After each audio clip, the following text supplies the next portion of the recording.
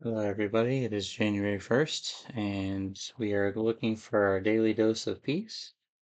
So, we're going to be digging into the peace devotional here. Wonderful one here. I know everybody would love to find a little bit more peace, especially in this crazy world that we have today. So, let's go ahead and dig right into it.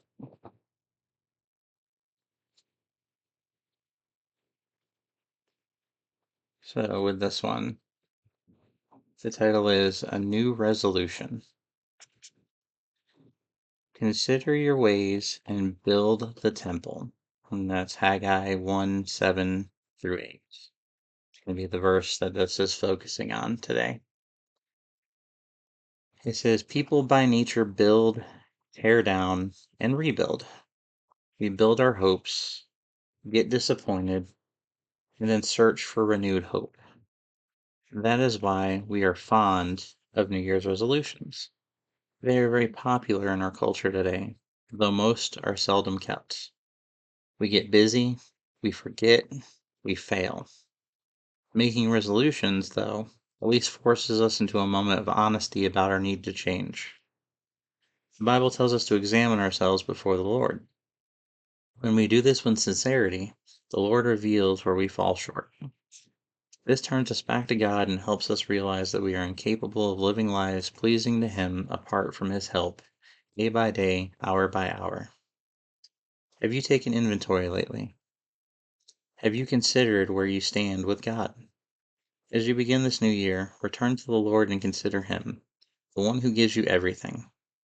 Consider your ways and build on His foundation. And in this place, the Lord says, I will bring peace. And that's Haggai 2:9 in the NLT version. This is a fun one for me to do because it has the verse, it has the discussion, and then it has a question at the end that I like to dig into. It's in a spot to actually write it down if you wanted to. I'm not the best whenever it comes to doing this, just because I feel like rereading these devotionals, I see different things and I answer them differently than I did before because life always changes. And our needs can always change based on, what has been provided for us. Somebody who just got married obviously is not praying for finding the love of their life anymore. Somebody who is um, kind of making that transition will have a lot more things on their plate, and the battles become completely different, especially in an ordained marriage. Um, Now, looking into this and looking at it in the context of peace, um, I love the people by nature build, tear down, and rebuild. Um, I used to deal with a lot of perfectionist thoughts. Um, I would say probably 4-ish years ago was when I finally was able to stop myself from driving to be that perfectionist. And we're human. We're meant to fail. The Bible says that specifically. There are plenty of verses about that. I've actually done a whole discussion on failure in my small discussion group. It's called Seasoned with Salt. Um, and it was probably my favorite discussion that we actually had. Um, we tend to think about all these things that we've done wrong when in reality, those were experiences that helped us learn. And it's almost like having a picture book in your heart of all these bad times that's happened, just so whenever your calling comes up, there's things for your mind and your heart to point back at and say, look, you you're gonna fail. How are you able to do this? Look at this point in time and whenever you messed up. And obviously you don't want that. And for myself, I know I kind of take that into effect whenever I do my resolutions. This is the first year that I've based my resolution on my journey with the Lord. instead of going after some worldly thing like my own personal image or how many friends I have or whatever the case may be. Hmm. So it's interesting to kind of look at it in the context of build, tear down, and rebuild. I think it's a good point to realize like we don't want to forget about the progress that we've already made. The progress that we've already made is a wonderful way to bring ourselves peace. And having that peace is a wonderful thing. Knowing that you've made the steps.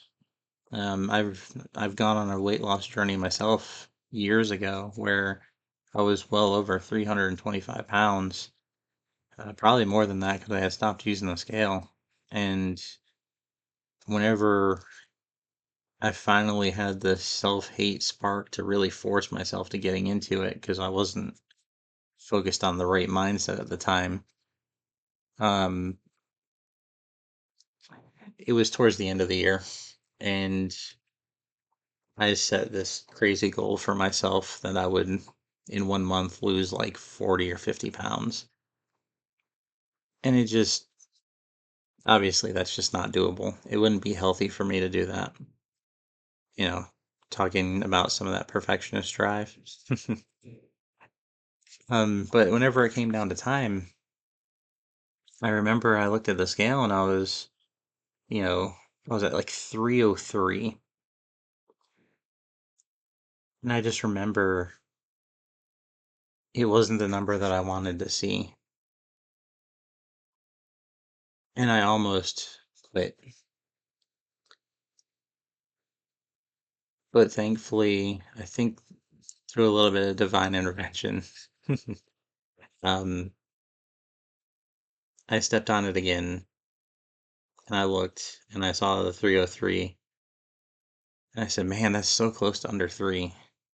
And I always told myself if I ever got to that point, it was time for me to like make a serious change. And had I not remembered that progress, I wouldn't have been able to continue and I would have quit. So even though our past sometimes can, I'm sure we all have very haunting things in our past. God can take those things and use them for motivation for moving forward. And I'm really glad that that was what happened for me. I had worked my way down over that next year to under 200 pounds. I've taken my weight back and I've lived a fairly healthy life. I'm happy with my weight. I could lose a little bit, but I'm happy with where I am. But looking back at the verse, consider your ways and build the temple. I know in the Bible it says to treat your body as that temple. And I want to start making sure that I follow through on treating my body like that temple. There's days where I don't feel well enough and I don't want to eat. There's days that, you know, there's something that happened with another person and I get down about it. But I'm not going to continue to fall down that same path. I'm going to look at it as a failure. I'm going to reach my hand out to the Lord and I'm going to have Him pick me up and step forward so we can make sure we're doing the right thing. He can put me on His path and not my path. And we can finally get to the point of where any of that extra pressure is gone. Whenever we examine ourselves, sometimes we can be very cruel to ourselves. I think back to that weight loss journey that I was on, and I remember my journey there wasn't exactly a great start.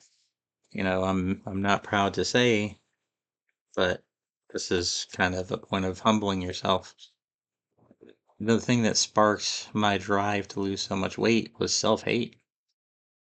Mm, I had just had a relationship that fell through, that I had started kind of getting involved in. And uh, whenever the discussion was happening, the answer was, why am I going to dedicate myself to you when, you know, you're not where I want you to be? And that's not right for that person to throw at me. I know that.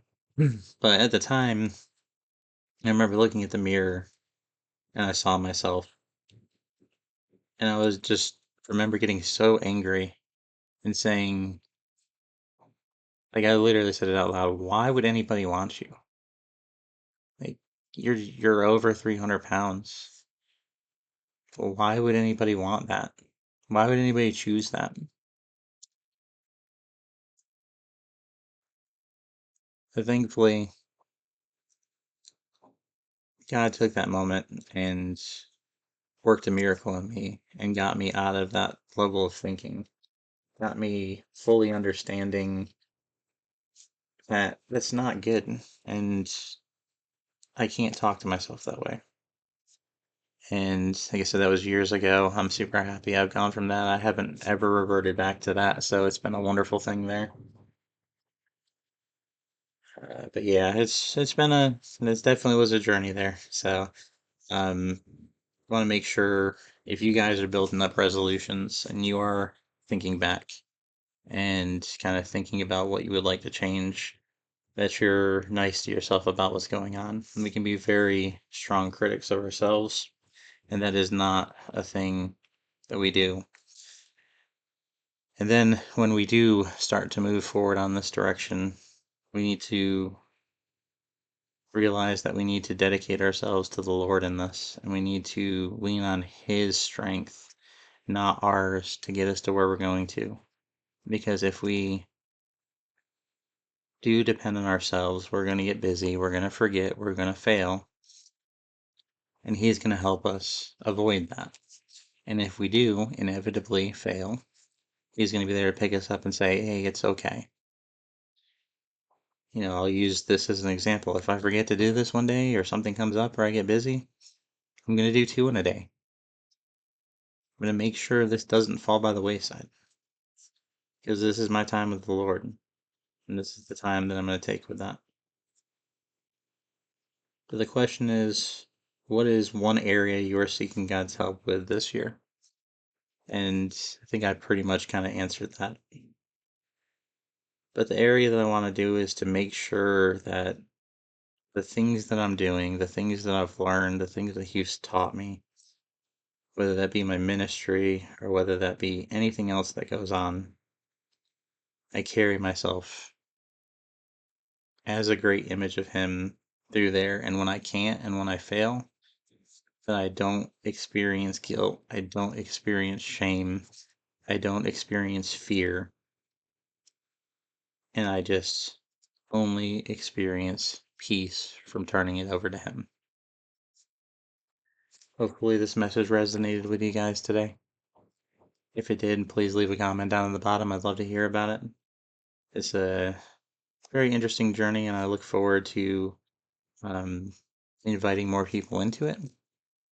But at the end of the day, if you are interested in reading the book that I'm reading, is Billy Graham Peace for Each Day. Pretty sure I got it at Barnes and Noble. Wonderful book. Billy Graham's always been really, really good. I've always been pretty happy with his messaging. But yeah, other than that, you guys have a wonderful rest of your day, and I hope you set yourself some very great resolutions and you stick by them. And remember that in that moment, it's not a pass or fail. Is it time to give it to God?